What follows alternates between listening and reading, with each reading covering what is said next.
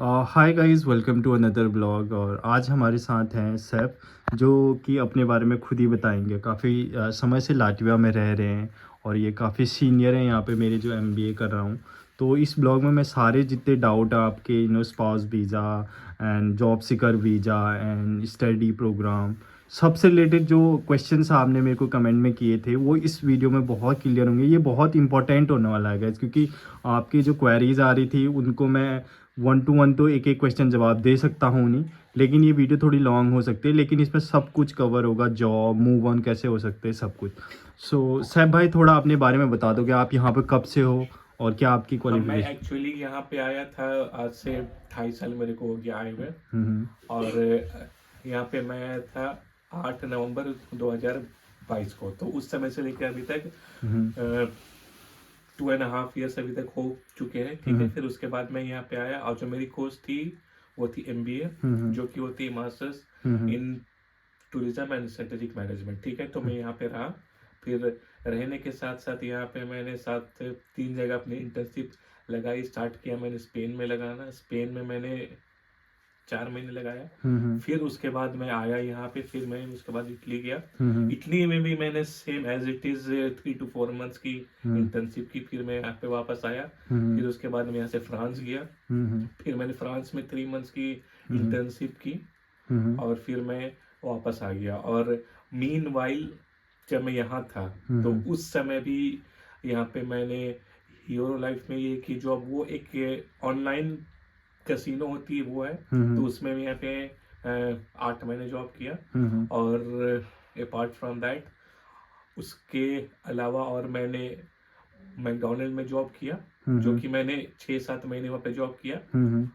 अभी रिसेंटली मेरी जो जॉब हुई खत्म, वो हुई थी दिसंबर में खत्म, क्योंकि मेरी स्टडी हो गई थी पूरी और हम्म। मेरा जो स्टूडेंट जो कार्ड था वो हम्म। एक्सपायर हो गया था। तो रिसेंटली अभी मैंने क्या किया है कि मैंने अभी जॉब सीकर हम्म। वीज़ा मेरा अप्लाई उस समय हो गया था। जैसे ही हम्म। जो मेरी कॉन्वोकेशन थी वो 14 दिसंबर को हो गई थी। हम्म। तो उस समय फिर मैंने अपना जॉब सीकर वीज़ा जो हम्म। था मैंने अप्लाई किया, जो भी 1-1.5 महीने लगते हैं हम्म। आने में, जो अभी मेरे हाथ में आ चुका है। तो उसकी वैलिडिटी जो है वो अनदर 9 months की है वैलिडिटी उसकी। ठीक हम्म। है, हम्म। जो इस ईयर के एंड तक है। तो अभी फिलहाल मेरे पास हाथ में 9 months है। तो और वो जो जॉब सीकर जो वीज़ा होता है उसकी खासियत ये है कि उसको पूरे यूरोप में हम लोग अपने हिसाब से जहाँ चाहे वहाँ पे आ जा सकते हैं। हम्म। और किसी भी कंट्री हो गया जो स्पेशली जो ईयू के अंदर आता है, हम्म। तो उसमें अगर हमको अगर कोई जॉब कॉन्ट्रैक्ट मिल जाए या अगर जॉब स्पॉन्सर करे, तो ये जो जॉब सीकर वीज़ा होता है वो वहाँ के वर्क परमिट में वो क्या होता है कि वो ट्रांसफ़र हो जाएगा। ओके। तो फिर वहाँ का जॉब कॉन्ट्रैक्ट मिल जाएगा। हम्म। फिर उसके बाद वहाँ का जो टीआरसी कार्ड होता है, फिर हम्म। वो भी हम लोग एलिजिबल हो जाते हैं अप्लाई करने के लिए। फिर वो भी हम लोग अप्लाई कर सकते हैं। फिर वो क्या होगा कि 1-2 महीने में हम्म। या 1-2-3 महीने में हम्म। जो वहाँ का जो टीआरसी कार्ड होगा तो वो भी आ जाएगा बन के। ओके। हाँ, तो वो सब तो अच्छी बात है।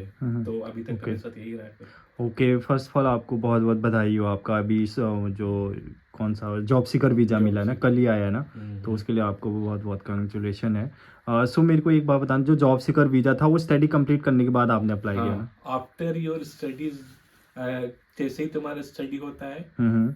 कंप्लीट, उसके इमीडिएटली बाद हम्म।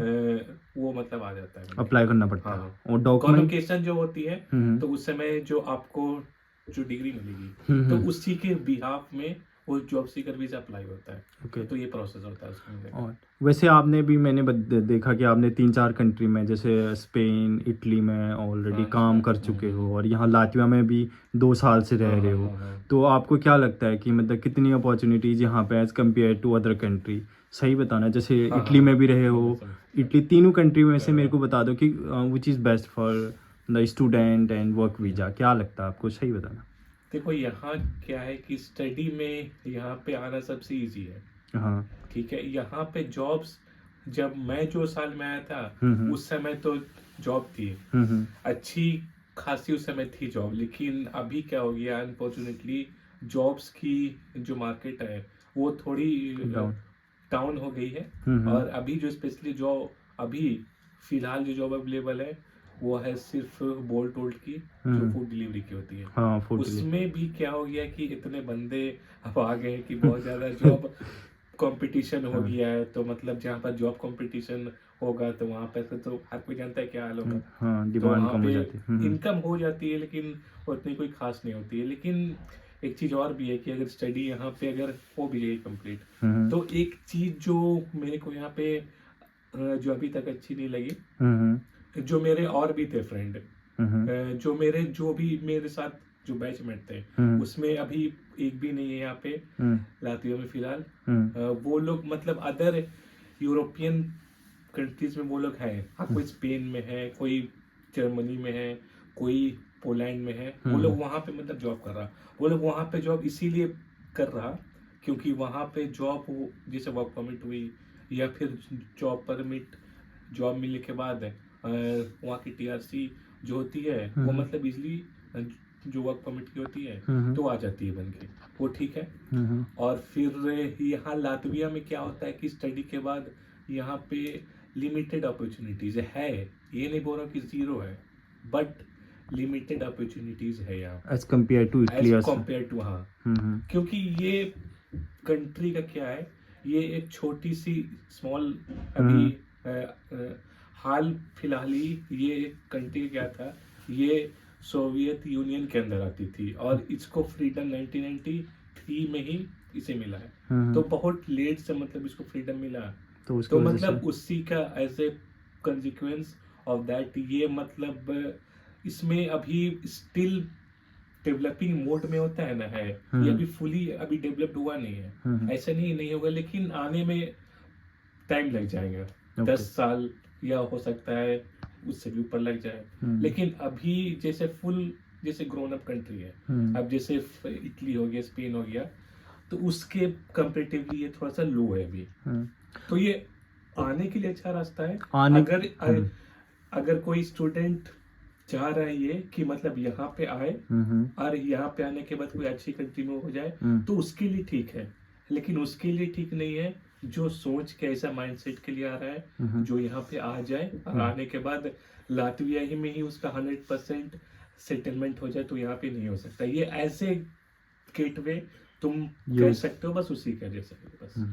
और यहाँ पे जो मतलब है, जो इंडिया में एक थॉट प्रोसेस रहता है लोगों का कि डायरेक्टली वर्क परमिट मिल जाए, ये पॉसिबल है यहाँ पे वर्क परमिट डायरेक्टली इंडिया से मिलना? डायरेक्टली तो मिलना यार अभी तो ये इम्पॉसिबल भी नहीं है, लेकिन रेयर ऑफ द रेयरेस्ट है। किसी मतलब को मिल किसी गया। एक दो को मिल गया।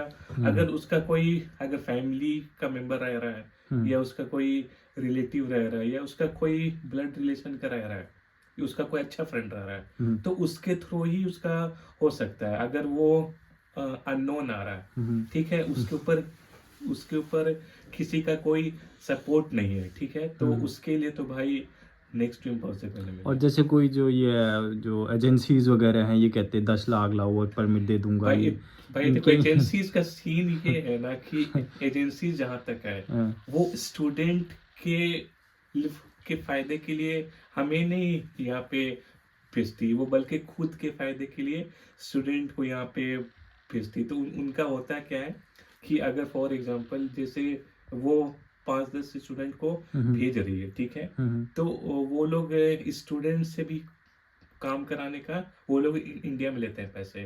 और वो लोग का क्या होता है कि जो इंडिया में जो एजेंसीज है, तो वो लोग का यूनिवर्सिटी से भी अच्छा टाई अप होता है, तो हर स्टूडेंट के ऊपर वो लोग को कमीशन मिलता है। तो वो लोग स्टूडेंट से भी लेते हैं और यूनिवर्सिटी से भी उनको मिलते हैं पैसे। ओके। तो जो आपने इंटर्नशिप वगैरह की उसमें तो अर्निंग अच्छी खासी की हो इंटर्नशिप के लिए? मतलब इंटर्नशिप यहाँ के स्टूडेंट कर सकते हैं दूसरे कंट्रीज में, वो तो वो इजीली डॉक्यूमेंट यूनिवर्सिटी भी इंफॉर्मेशन प्रोवाइड कर देगी। और आपने ऑलरेडी बता दिया है कि जिसको है इंटर्नशिप में अपने अपने फील्ड में जा सकते हो यहाँ आने के बाद एमबीए में। राइट। हम्म, तो जो सेकंड यहाँ पे जो पूछ रहे हैं स्टूडेंट की वर्क परमिट का, तो रियलिटी आपने बता ही दिया है ऑलरेडी, आपको इतना एक्सपीरियंस है। तो लास्ट में जो स्टूडेंट को एक मैसेज देना चाहोगे आप कि भाई सच में कि यहाँ यूरोप में कौन सी कंट्री आप सजेस्ट करोगे, क्योंकि आपने देखो 3-4 कंट्री घूम चुके हो।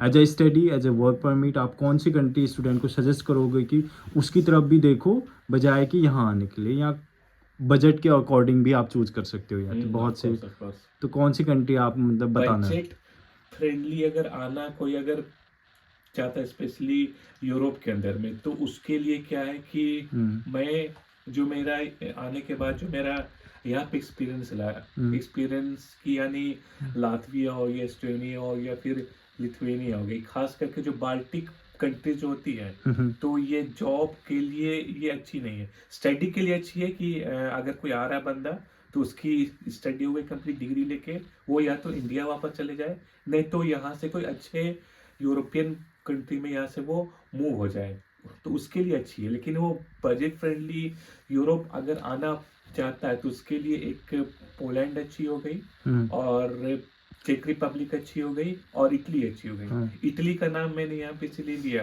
कि इटली बेशक एक्सपेंसिव है, लेकिन वहाँ पे क्या होता है कि स्कॉलरशिप जो होती है ना, वो अच्छी खासी और स्टूडेंट को फीस फंड कम है हो वहाँ जाती पे, फीस कम है। फीस कम है और स्कॉलरशिप भी बहुत अच्छी मिलती है। हाँ हाँ, वो स्कॉलरशिप जॉब मिलती है अपॉर्चुनिटीज भी है, वहाँ तो पे।